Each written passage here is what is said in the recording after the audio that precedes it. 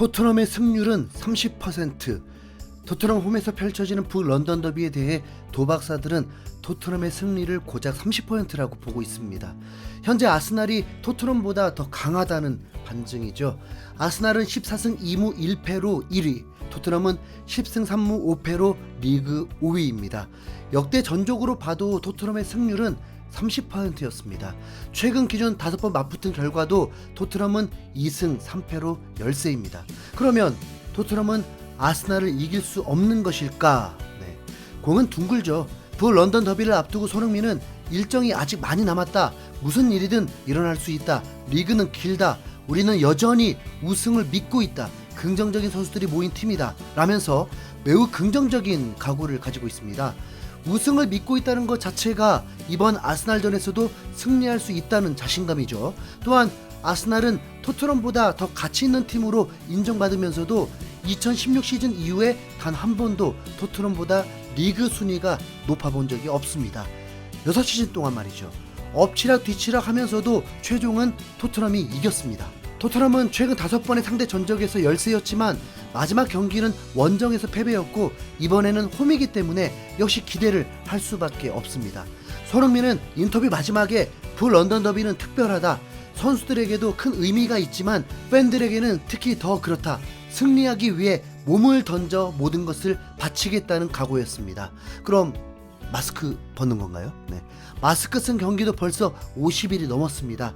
3개월 전 토트넘이 아스날에 패배했을 때는 여러모로 악재가 있었습니다. 특히 다이렉트 퇴장을 준 것은 토트넘에게 치명적이었죠.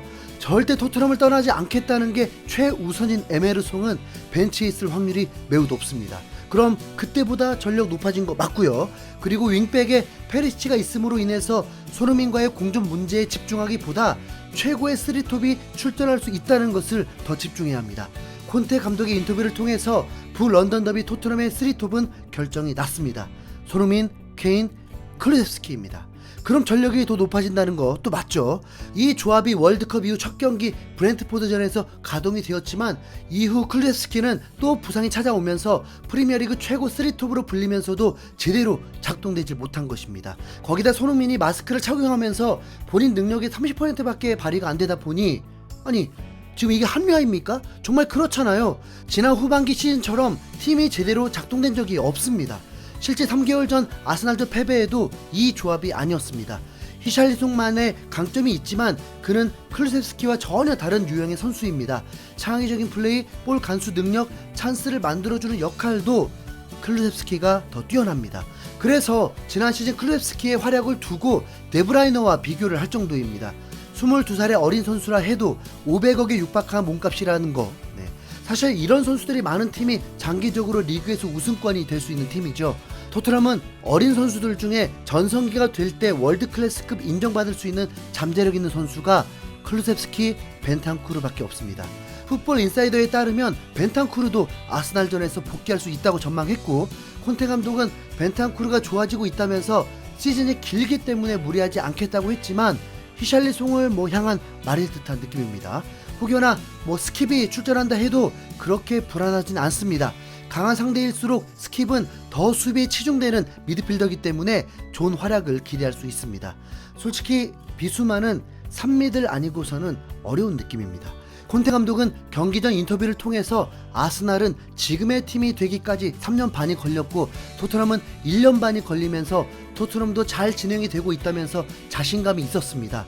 콘테 감독이 원하는 현실적인 최상급 라인업이 바로 북런던 더비에 가동이 됩니다. 물론 경기 변수에 따라서 후반전에 투입될 조커는 매우 약합니다. 하지만 아스날도 그건 마찬가지입니다. 아스날은 3개월 전에 활약했던 제주스가 없기 때문에 그때보다 전력 누수가 있습니다. 그리고 콘테 감독은 인터뷰에서 아스날이 현재 1위를 달리고 있는 것은 결코 행운이 아니라고 했는데 개인적으로는 행운이 있죠. B클럽 중에 주전 선수 부상이 가장 적은 팀이 아스날입니다. 현재는 그렇게 봐야 됩니다.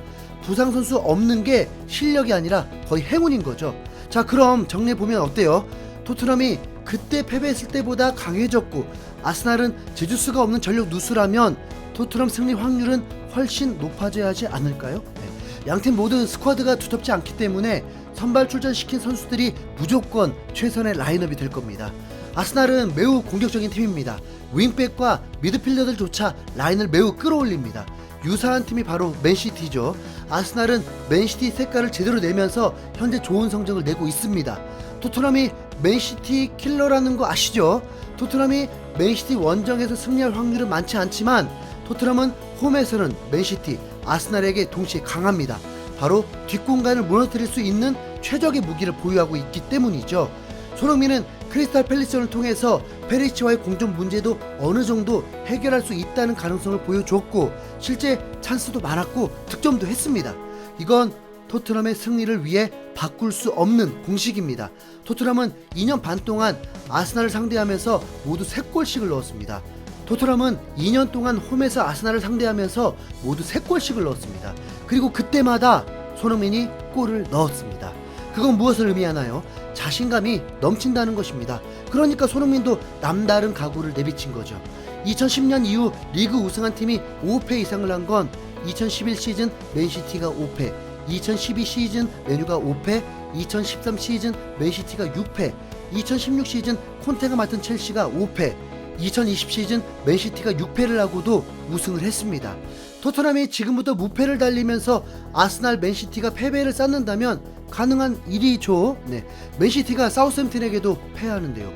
특히 후반기 챔스 일정이 있기 때문에 어려운 시기를 맞을 수밖에 없습니다. 토트넘의 지난 18번 경기력으로 볼 때는 무패를 한다는 것은 저도 비웃고 싶습니다. 로또 확률과 맞먹는다고 봐야죠. 손흥민이 무슨 일이든 일어날 수 있다는 건 1월 이적 시장을 통해서 전력을 강화해야 한다는 것도 포함일 수밖에 없습니다. 콘테 감독 인터뷰에서 한 기자는 대놓고 포로와 트로사르 영입에 대한 직접적인 질문이 있었고 모우라가 떠나는 자리에 대체 선수가 필요하냐는 질문에도 답을 피했고 그건 구단 몫이라고 넘겼습니다. 트로사르는 모우라의 공백을 메울 적임자라는 말이 있었지만 현재 감독과 불화를 넘어서 아예 짐 싸서 벨기에로 떠나버렸다는 보도가 있었는데 본인의 입장은 4주간 선수와 대화 시도조차 하지 않는 감독의 마음이 떠난 상황입니다. 반대로 브라이튼 감독도 트로사르의 태도가 좋지 못하다고 대놓고 비난했는데 위 말이 사실이라면 트로사르 왠지 원팀을 망치는 행동을 할 수 있다고 느껴집니다. 토트넘 설마 그런 선수 데려오는 것은 아니죠? 백업, 조커 정도 선수인데 득점 좀 했다고 주전시켜달라 뗐으면 여러가지로 곤란해지잖아요. 토트넘은 이번 경기 무실점을 하면 제대로 희망을 가질 수 있습니다. 아스날은 최근 뉴캐슬에게 무득점이 유일한 만큼 매경기 득점을 했던 팀입니다. 그런 팀을 상대로 무실점이면 올 시즌은 버틸 수 있는 거 아닐까요? 과연 일요일에서 월요일 넘어가는 새벽 1시 30분 경기 어떤 결과가 나오게 될까요? 손흥민은 2023년 3경기 한 골이거든요. 나쁘지 않은 시작이죠. 지난 시즌 다 잊고 토트넘 완전체와 함께 완전 비상해버리길 바라봅니다. 케인 제발 도와줘! 이상 흰수염고래였습니다. 감사합니다.